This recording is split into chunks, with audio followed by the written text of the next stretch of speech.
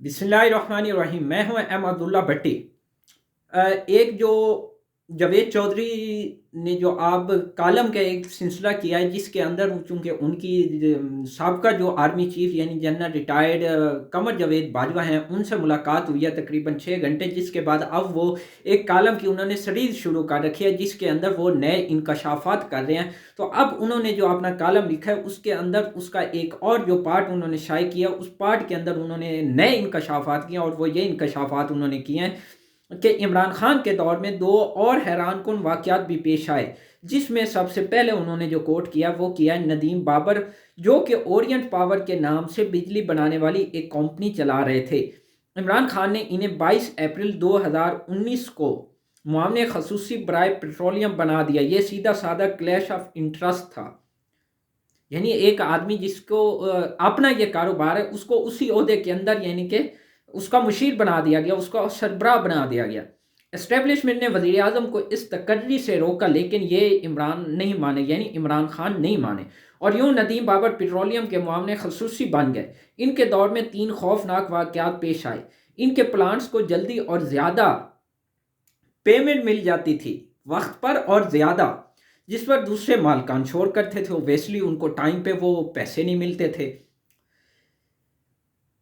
दूसरा, एक दिन अफगानिस्तान में अमरीकी फ़ौज के कमांडर ने जनरल बाजवा को फ़ोन करके बताया कि कराची पोर्ट पर तेल की दरामद में गड़बड़ हो रही है, जिस पर एस्टेब्लिशमेंट ने नदीम बाबर से पूछा कि जिसका जवाब नदीम बाबर ने यह दिया कि नहीं सर, ये इतला गलत है, कराची पोर्ट पर कुछ नहीं हो रहा।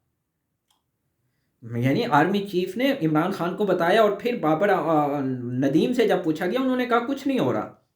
लेकिन चंद दिन के बाद अमेरिका के चार्ज डी अफेयर ने जनरल बाजवा को दोबारा फ़ोन करके यही शिकायत की, जिस पर आर्मी चीफ ने जो खुफिया एजेंसी के सरबराह हैं आईएसआई को कराची पोर्ट भिजवा दिया।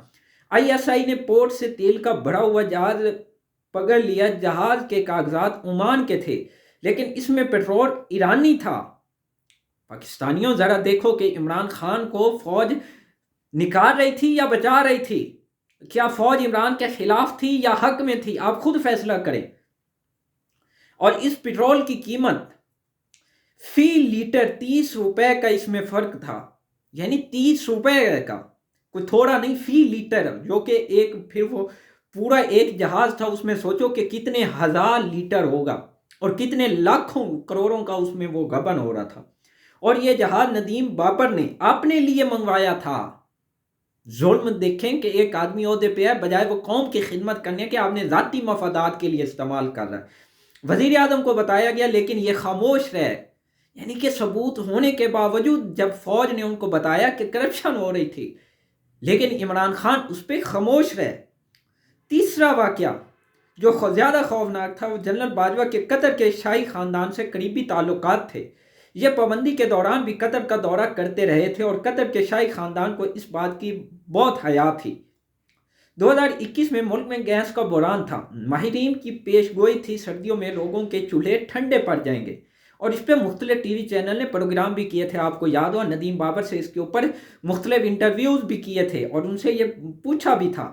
लेकिन जनरल बाजवा नदीम बाबर को लेकर कतर गए। जनरल बाजवा नदीम बाबर को ये सब कुछ होने के बावजूद वो इमरान खान के कहने पे उनको अपने साथ रखा हुआ था और शेख से एलएनजी की दरख्वास्त की। चीन कतर से गैस का सबसे बड़ा ख़रीदार था। कतर उसे $11.25 में एलएनजी बेचता था, लेकिन कतर ने हमें $10 में गैस दे दी। कितने में? उनको $11.25, जबकि हमें कितनी? $10.25। ये किसकी वजह से मिली? अब खुद फैसला कर लें। लेकिन मगर ये सहूलत वन टाइम की थी, यानी एक दफ़ा के लिए थी। हमें कहा गया कि आपको जितनी गैस चाहिए आप एक बार ले लें, यानी कतर वालों ने जनरल बाजवा साहब से ये कहा कि आपको जितनी गैस चाहिए एक बार आप ले सकती हैं, ये $10.25 पे, उसके बाद ये ऑफ़र नहीं मिलेगी। जिस पर जनरल बाजवा ने नदीम बाबर और मेजर जनरल मोहम्मद इरफान, जो कि फ़ौज आर्मी के बंदे थे, उनको कतर के वज़ीर गैस के हवाले कर दिया। वज़ीर ने पाकिस्तान की ज़रूरत पूछी। नदीम बाबर ने कहा कि हमें 3 जहाज़ दे दें। नदीम बाबर ने कहा हमें 3 जहाज़ दे दें। جس پر جنرل عرفان نے ندیم بابر کے کان میں کہا کہ ہم 10 لے لیتے ہیں، ہمیں زیادہ ضرورت پڑے گی کیونکہ آگے سردیاں بھی آ رہی ہیں۔ لیکن ندیم بابر کا کہنا تھا ہمارے لیے 3 جہاز کافی ہیں۔ جنرل عرفان نے دوبارہ سوچنے کے لیے کہا، لیکن ندیم بابر نے دوبارہ نہ سوچا اور نہ میں سر ہلا دیا، ان کو منع کر دیا جنرل عرفان کے کہنے کے باوجود۔ یہ ایکسپرٹ تھے، فوج گیس کی اصل ضرورت سے واقف نہیں تھی، اس لیے وہ جنرل صاحب خاموش ہو گئے، لہذا صرف 3 جہاز بک کروا کر واپس آ گئے۔ لیکن جب سردیاں آئیں تو پورے ملک سے گیس اور بجلی دونوں غائب ہو گئی، کیونکہ آپ کو پتہ ہے پاور پلانٹ بھی گیس پہ چلتے ہیں۔ پھر سردیاں بھی آ گئی، سردیوں میں گیس کی زیادہ کھپت ہوتی ہے اور یہ دونوں غائب ہو رہی، اور حکومت اوپن مارکیٹ سے $30 میں LNG خریدنے پر مجبور ہو گئی، جو اس وقت ہمیں کتنے پہ مل رہی تھی؟ $10.25 پہ۔ آج آپ خود فیصلہ کرو کہ $30 پہ جب ملی تو وہ کتنی مہنگی ہوگی، اور اس کا ذمہ دار کیا فوج تھی؟ یہ آپ خود فیصلہ کرو پاکستانیوں۔ اچھا، یہ سیدھی سادی زیادتی تھی، تحقیقات کی گئی تو پتہ چلا ندیم بابر یہ کھیل اپنے فرنس آئل بیچنے کے لیے کھیلتے رہے، تاکہ میں جو باہر سے تیل منگواتا ہوں وہ مجھ سے خریدا جائے۔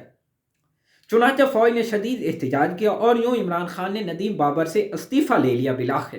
یہ اتنا ظلم اور اس قوم کے اور ملکی خزانے پہ اتنا بڑا ٹیکہ لگانے کے بعد ندیم بابر چلے گئے، لیکن ان کی مہربانیوں کی فصل ملک آج بھی کاٹ رہا ہے۔ جنرل باجوہ تسلیم کرتے ہیں شاہد خاقان عباسی نے قطر سے LNG کا سستا ترین سودا کیا تھا، وہ جاری رہنا چاہیے تھا۔ عمران خان نے وہ سلسلہ توڑ کر ملک پر ظلم کیا۔ فوج نے 2020 میں نریندر مودی کو پاکستان آنے کے لیے بھی رضامند کر لیا تھا۔ یہ کارنامہ جنرل فیض حمید کا تھا۔ یہ ایک عرب ملک میں بھارت کے نیشنل سیکیورٹی ایڈوائزر اجیت دول سے متعدد مرتبہ ملے اور یہ فیصلہ ہو گیا نریندر مودی 9 اپریل 2021 کو پاکستان آئیں گے۔ مودی ہنگلاج ماتا کے پجاری ہیں، یہ سیدھا ہنگلاج ماتا کے مندر جائیں گے، وہاں 10 دن کا بھرت رکھیں گے، واپسی پر عمران خان سے ملیں گے، ان کا بازو پکڑ کر ہوا میں لہرائیں گے اور دوستی کا اعلان کر دیں گے۔ نریندر مودی یہ اعلان بھی کریں گے ہم تجارت بھی کھول رہے ہیں، ہم دونوں ایک دوسرے کے ملک میں مداخلت اور دہشت گردی نہ کرنے کا اعلان بھی کرتے ہیں، اور کشمیر کا فیصلہ ہم 20 سال بعد مل بیٹھ کر کریں گے۔ یہ فیصلہ ہو گیا، لیکن عین وقت پر شاہ محمود قریشی نے عمران خان کو ڈرا دیا، ان کو کہنا تھا آپ پر مول لگ جائے گی، آپ نے کشمیر کا سودا کر دیا۔ وزیر اعظم پیچھے ہٹ گیا اور یوں یہ دورہ کینسل ہو گیا۔ یہ محرکات تھے۔ اب یا پاکستانیوں آپ خود فیصلہ کر لو کہ کیا فوج نے عمران خان کو ہٹایا، کیا وہ اس کے مخالف تھی، کیا اس کے خلاف سازش کر رہی تھی، یا عمران خان کا ساتھ دے رہی تھی، کیا اس کو بچا رہی تھی؟ یہ آپ خود فیصلہ کر لو۔ اور کیا فوج نے ملک کے حق میں فیصلے کرتی تھی یا ملک کے مخالف فیصلے کرتی تھی؟ یہ اب آپ خود فیصلہ کر لیں۔ تو آخر میں پلیز چینل کو سبسکرائب کر لیں اور بیل آئیکن پہ کلک کریں تاکہ ہر آنے والی ویڈیو آپ تک بر وقت پہنچ سکے۔ شکریہ۔